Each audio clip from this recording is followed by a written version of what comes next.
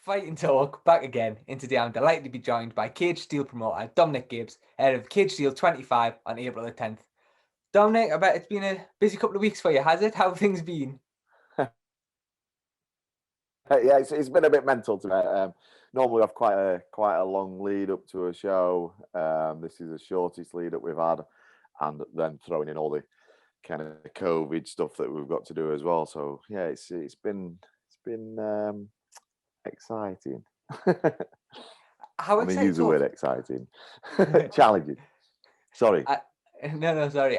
How excited are you to be back putting on an event? I mean, it's been a little while now. Obviously, the world being the way it has been. I mean, you must be buzzing to be back. Yeah, you kind of forget. Like myself and Danny Mitchell, who's my matchmaker, we obviously had a year out, and remember we put this stuff out there, and we had like 100 plus fighters within 24 hours respond. And me and Danny speak on voice notes on WhatsApp just because it's easier and we can kind of get conversation going quicker. And I teach Muay Thai, and I went and did a session on Zoom as it is. And I got a voice note off him saying, I forgot how stressful this shit is. I was like, okay. And to be fair, the excitement is far more overpowering than the kind of nerves and hassle and stress and sleepless nights. So yeah, I love this stuff, Were you surprised at all just by the amount of fighters that responded to the post when you first put it out, sort of as a bit of a fishing status to see if anybody sort of game? And I mean, it just took off. You had to take the post down, didn't you? Yeah, so I kind of started one. So Scott Malone had put a status up saying he wants to fight. And I was kind of looking at loads of different options at that point. So I commented and said, might be something coming. I then put a status out saying, if I did a pay-per-view, who'd kind of support it. And it went crazy. And I kind of wanted to respond to everybody that commented. I tried to like and reply back, and it just made me like the busiest man for a whole weekend. And then Danny put the status out asking for actual fight names, and he literally switched his phone off after 24 hours, 100 plus fighters. He took the post down and just said, phone's going in the bin.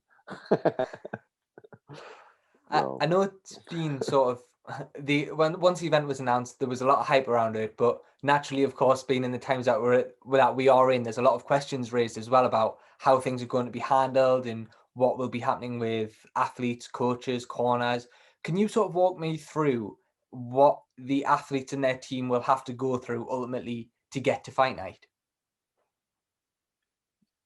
Yeah, so when they turn up at the venue, they will remain in their cars.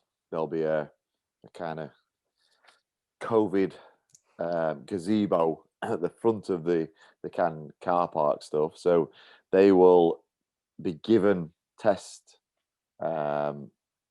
sort of information and test kits. They'll have to test in the car. They'll have to sit in their cars for the period of, it's about 30 minutes that it takes for the test to come through to say whether it's positive or negative. They'll be given a phone number to phone our kind of COVID people. Assuming everything goes okay and they're all negative that's in that car, they'll then be entitled to come into the kind of training area, if you like. So if someone tests positive, then that's it. They go home. They don't even get out of the car. We don't want anyone else infected. They've got to go. We've still got to do temperature checks through the kind of the process that they're in. So they're kind of in a bubble with their coaches, and they go through a process. So they're in kind of a medical and a warm-up area and a second area and then a waiting area, then into the cage, and the cage has got to have like a red, green and amber and green section that people are and aren't allowed into. And it is literally tough. It is tough to do. And I'll tell you something. One of the things is that as a company, one of the things that we pride ourselves on is looking after fighters. And I've had to kind of accept the fact that this won't be the kind of normal way that we look after fighters. We'll put fruit in the change rooms and water, and we'll try and look after these people. But we're literally not allowed to do any of that. So we're not allowed to give them fruit. We're not allowed to provide water and things like that. And the kind of facilities that they'll get this time are not where I want it to be. But we're kind of looking after them in terms of providing an opportunity to fight. And I have to remember that the way that we're looking after fighters right now is allowing them the opportunity to ply their trade, and the other stuff has to be kind of put on a back burner. It's the facilities aren't where I want it to be. The way that we look after them is not what I want to be. But we're in a situation where we've got to accept it. I mean, you're one of only two promotions who have put a show on during this sort of time, like domestically. There's many promotions just sat back and went, look, we're not going to do anything until crowds are back. A lot of your revenue and a lot of that comes from fans being allowed through the door. And it could have been very, very easy for you just to have went, I'm going to sit this out. We're going to wait it out. Once fans are allowed back, we'll put a show back on.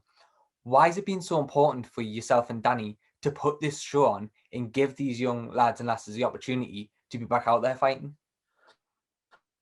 So it's something that I toyed with a lot. Kind of wrestled with my own mind over the last year. I never thought it would be a year. I'm always annoyingly positive, and I really thought it'd be fine. Well, 3 weeks to flatten the curve, we'll be fine. We'll have a show in August. Never happened. We'll definitely get one in December. Never happened. There's definitely one in March.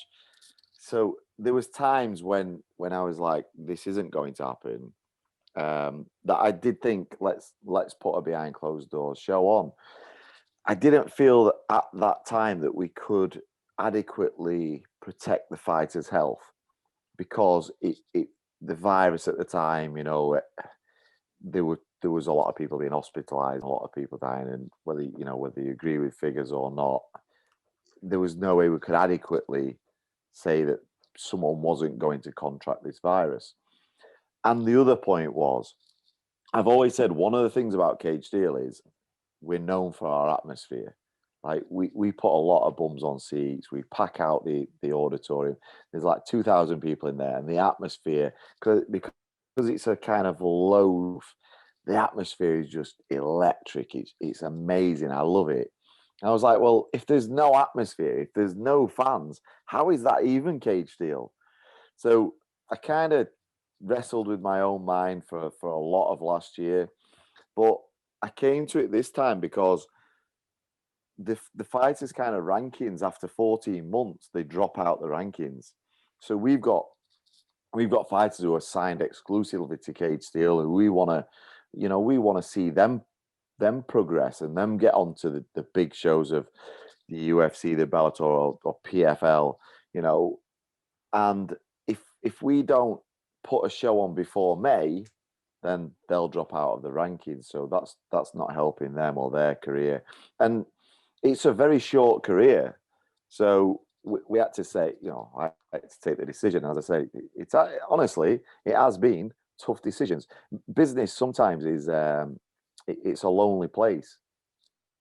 You can sit in your office some late evenings, and you're kind of going through stuff, and you can ask people's advice, and people will give their advice, but they don't understand the full kind of impact of that. And the full impact of this is a big risk.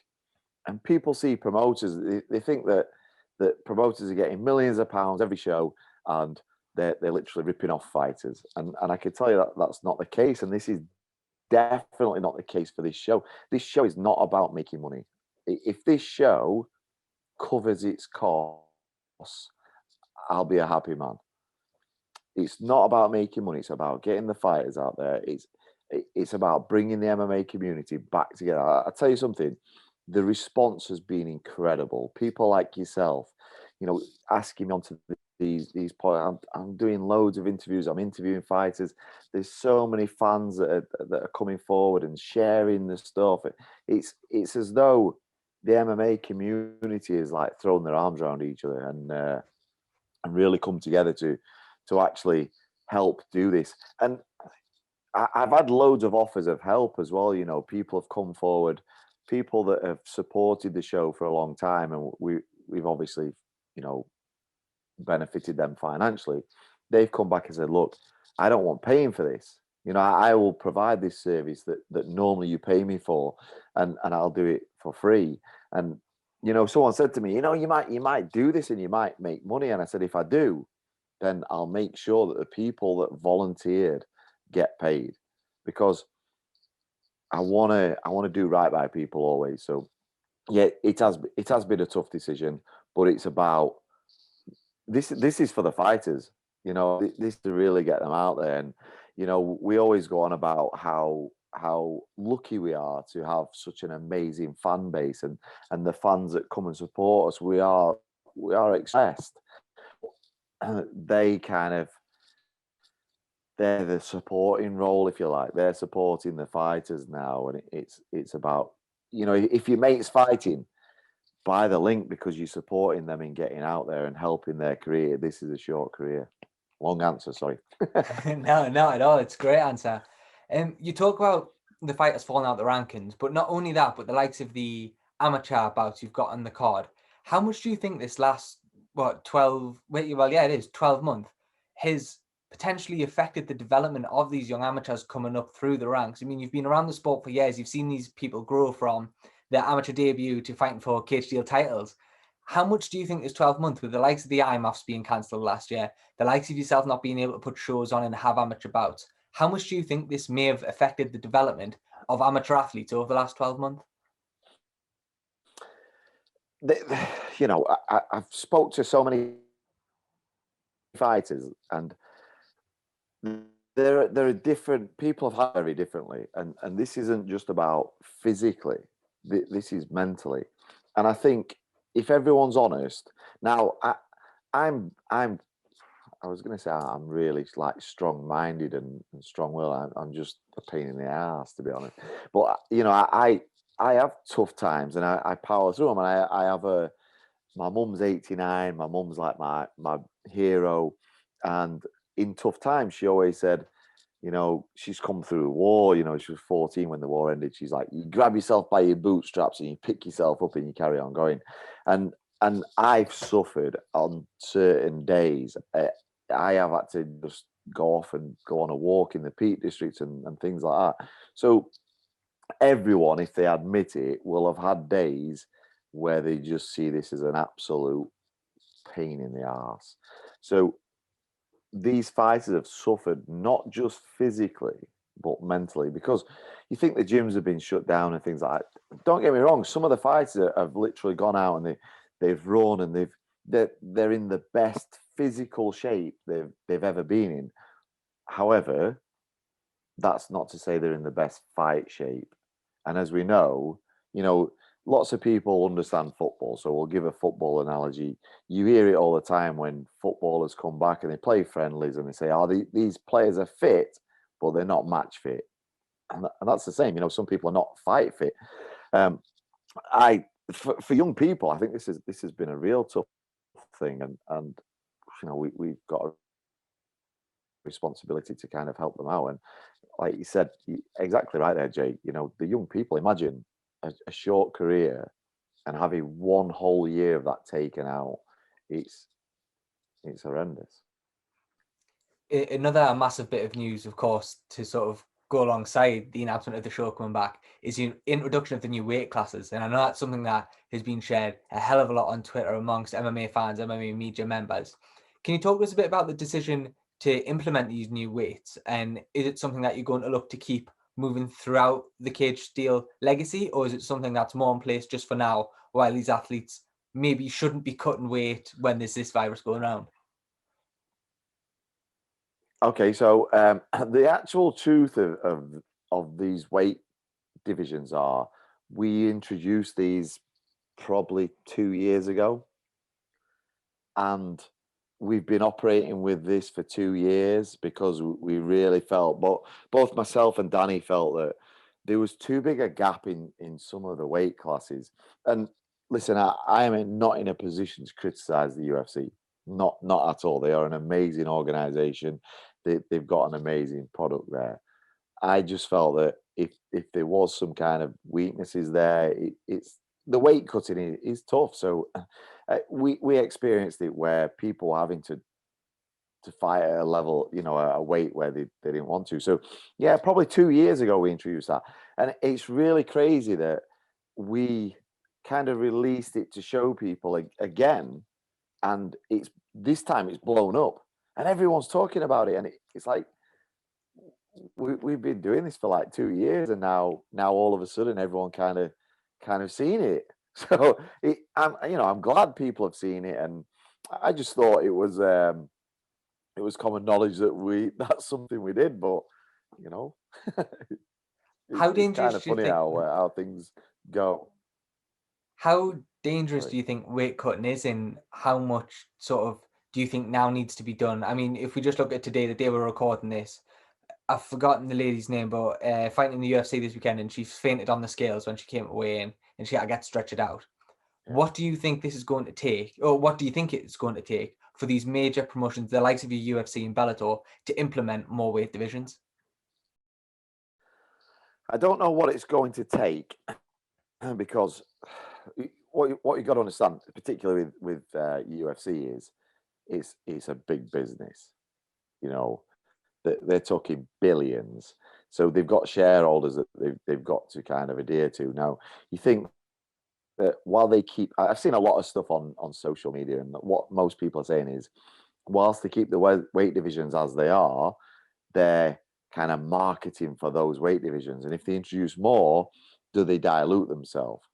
Now we had to look at that, and I think it was a positive move that we took, and it was Cage Steel as a fightwear brand that it started as years ago said made for fighters by fighters. So we tried to keep that running through, so we wouldn't be true to ourselves if we didn't support fighters. Now, like I said, I don't know what it will take, but I know it's probably it's the most dangerous thing to our sport. It's some That's probably the place where something really kind of serious could or will happen. And then what?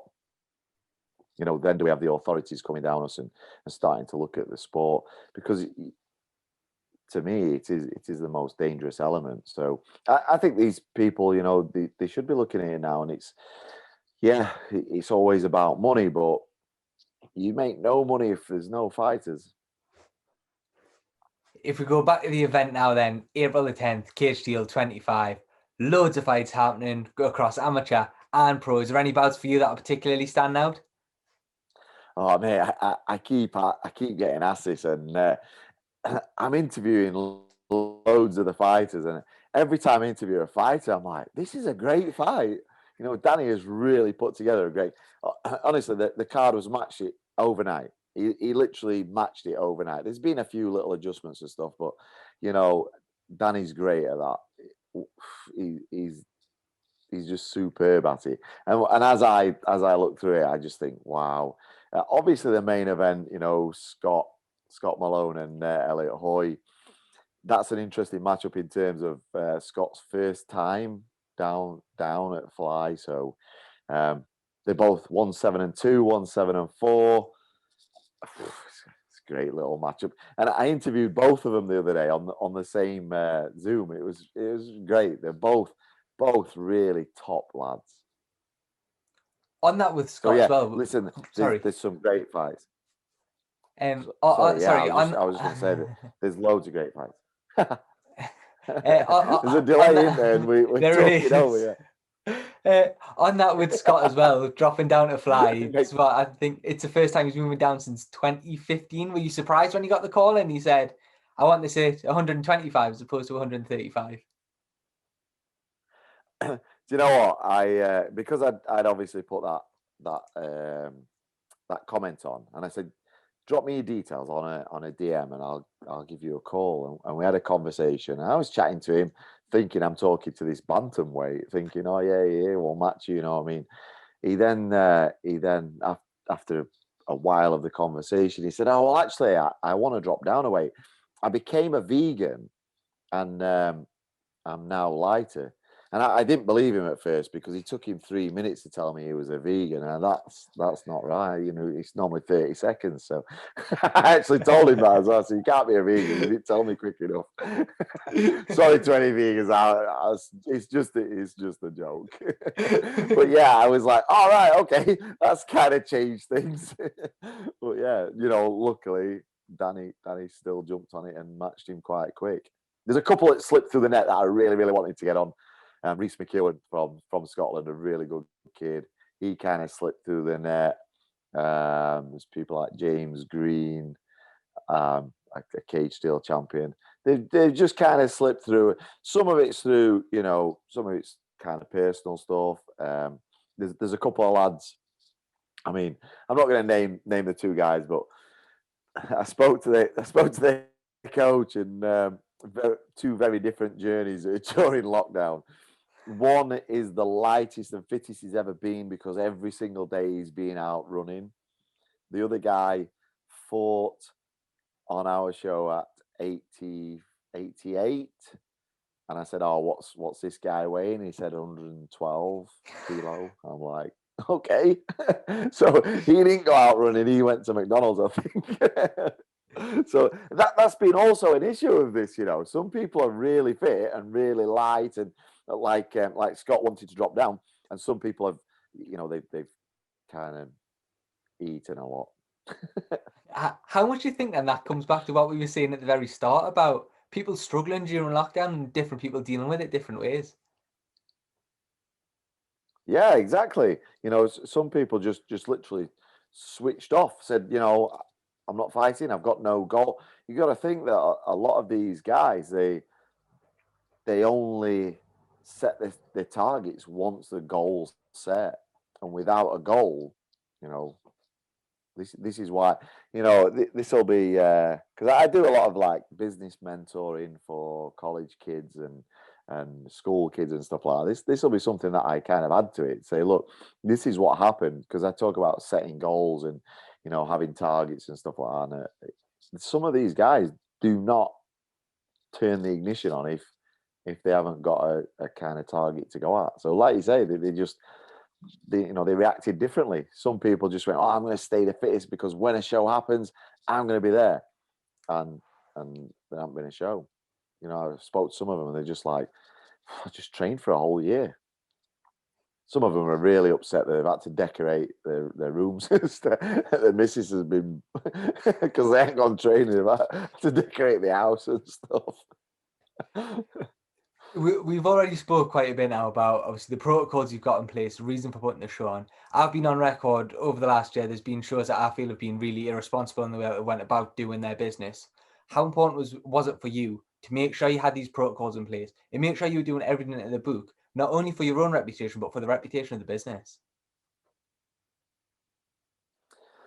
Yeah, it's probably the most important part. You know, we want to deal with the local council and the local police force. We're turning massive event plans. You know, these event plans are 30, 40 pages long. The risk assessments and all that, we're just turning that over to them.